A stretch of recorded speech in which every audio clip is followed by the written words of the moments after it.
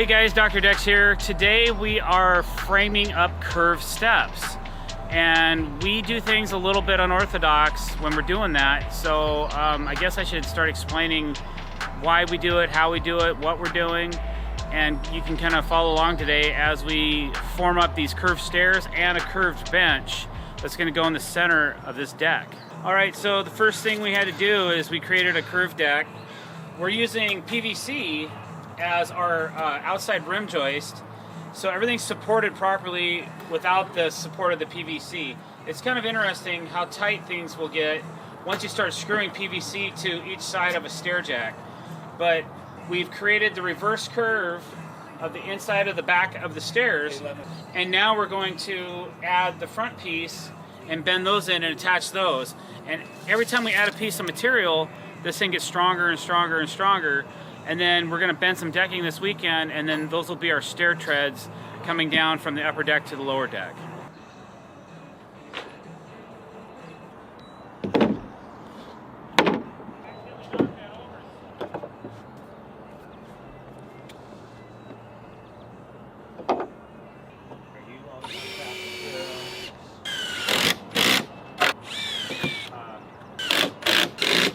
What I'm doing here is I'm hanging, blocking, because we need to make this 7.5 inch rise. Plus, I need material to attach my bench to.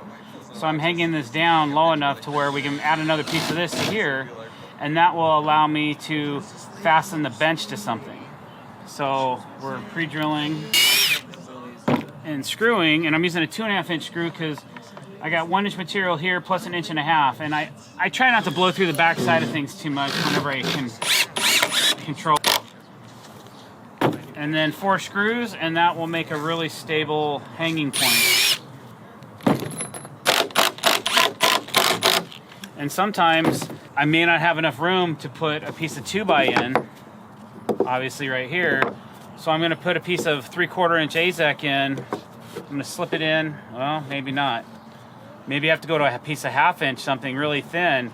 What it'll do is it'll go on the beam, it'll slide it behind here.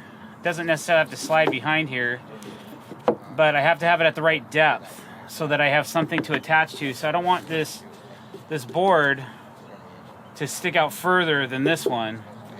I just want to create the right amount of shim. So this side doesn't quite have as much overhang as that side did where the beam is. So this is actually a little too thick. Either I would have to move it over to here, but that gives me too far of a span. So I really need to put something right here in a thinner configuration. So back to the wood pile. Yeah, this is a little thick. Maybe just a little too thick. There we go.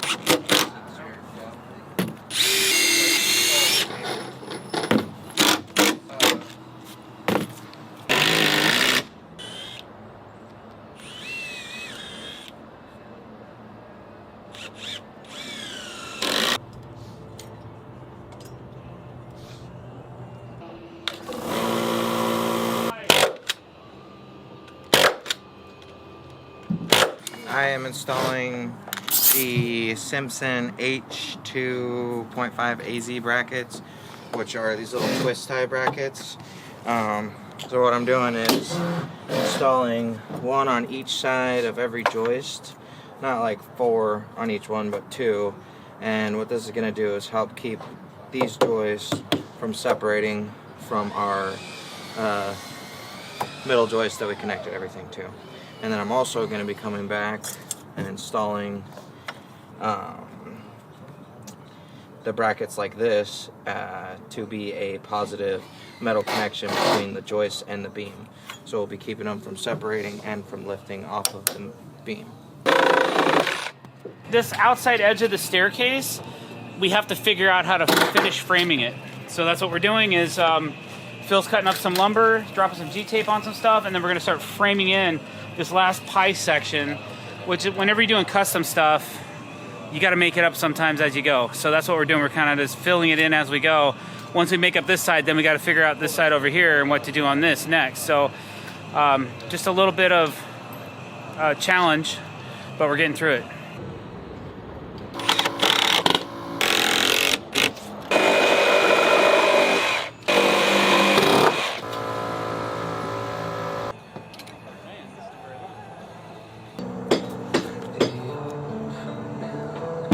Sometimes when you have an elevation change on a deck, you can cut out stair jacks, but sometimes the way I build a curved set of stairs, we want a solid compression. So I don't always use a cut jack out of, say, a 2x12.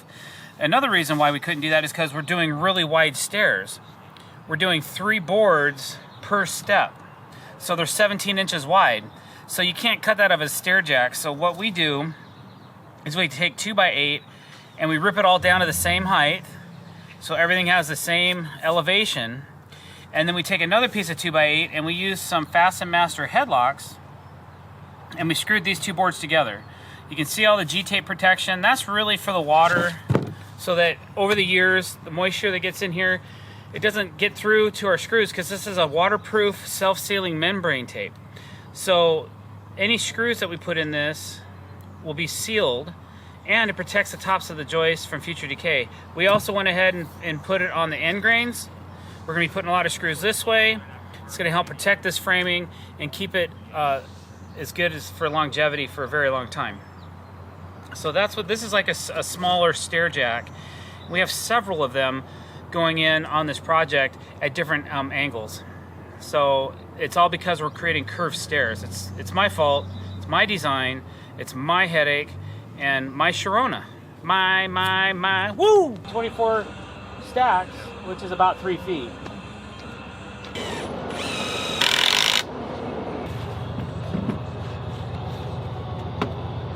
All right, so we kind of got this little funky deal here where, yeah, I got these 2 staircases, or 2 jacks that look good, and then all of a sudden, what the heck? We got a funky deal here, but we got to take into account the hot tub comes around here and then it goes this way. So we had to take a stair jack and run it perpendicular with the hot tub, and that shortened this end. So now I'm going to have to take another piece of material to lengthen to this point, and then we'll finish creating our curve. So what's going to happen here is this thing's going to dive off like this, just the lower level of the step, all in 2x8. And then the rest of this step's pretty much done. It's going to dive off into the corner of the hot tub. And then this one will dive off into the corner of the hot tub as well, but it's going to be 7.5 inches down, so it's going to come like way over to here. What we got to do next is just kind of follow this curve, right? And block out. And so we're going to do a 2x8 this way. Just on top of that joist. Right on top of that joist. Here's the pattern of the curve of our staircase. This jack's short, but that's okay because we need to create a frame for the rest of this lower step that's going to dive off into the hot tub. So what we're doing now is we're taking this shape and we're going to add a piece of 2x8 under this to kind of give us the form. Cut that, figure that angle, cut that, and then we're going to start finishing our joist. We'll put like 2 or 3 more blocks in here, and then we can bend in our front, move our hot tub over, figure out if this is done right or not. Onward and upward. And then it's probably going to be finish framing up our bench. Once we get that figured out, we'll be framing for our bench after that.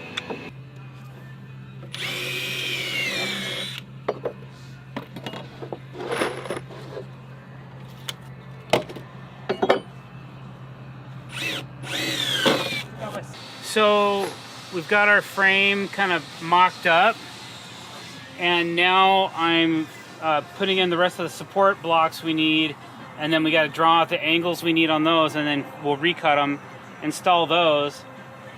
Then we'll be able to move the hot tub into place, so I can kind of check out this upper section of this staircase, see how it's looking. And then we can bend the pieces on the fronts, and man, we're getting close to being able to deck. We have to still frame our bench. So that's going to be, after we get this figured out, the bench will be next. But I'm kind of glad this side was a little bit like question marked for me. I didn't know what to do until I saw it. Sometimes when you're building, if you're like me, you kind of freelance some stuff, and even though it looks great on the computer, you still might need to come in and tweak it or ad-lib it a little bit. And I'm really good at freehanding stuff, man. I make stuff up all the time in what I do, and it's based on that creativity is why I'm so successful at building decks, is because people let me be free with my mind. And sometimes when you're doing crazy stuff like this, for the last 2 weeks I've been really taxed trying to get this frame done. And now that that's done, I kind of know where I'm going with this, so I'm really happy. Getting closer to like being able to breathe again, because I've just been like under a lot of pressure and just staying intense. Because not only am I trying to think about what has to happen next, how are we going to do this, where does this part go, I got to think about that for 3 people. So I'm constantly trying to be ahead of the game. And it's really hard to do that when you're just trying to focus on what the heck am I doing? I don't even know what I'm doing. How am I going to resolve this issue or fix this problem or invent this, when the guys are like, hey, what do we do now? I'm like, you know, I've been trying to run 2 different tasks all day long with 2 different guys, plus stay ahead of both of them. It's been a little bit of a mind warp or a mind melt, but we're getting there now. So I got you, deck. I got you.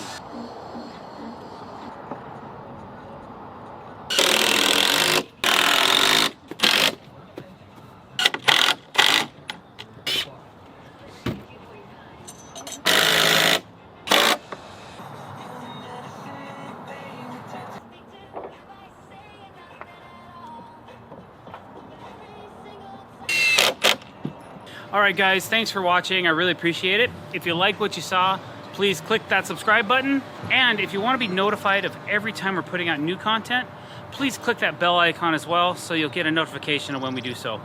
Thank you very much and have a great day.